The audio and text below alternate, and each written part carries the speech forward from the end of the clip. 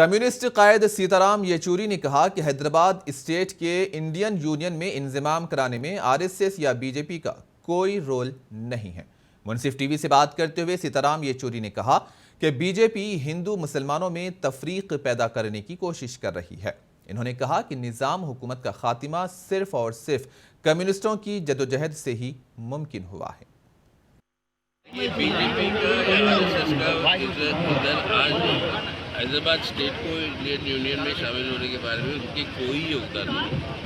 उल्टा उनके लोग जो है यहाँ पर हिंदू मुसलमान के बीच में वो तनाव पैदा करके स्वार्थ के लिए इसको इस्तेमाल करना चाहते हैं।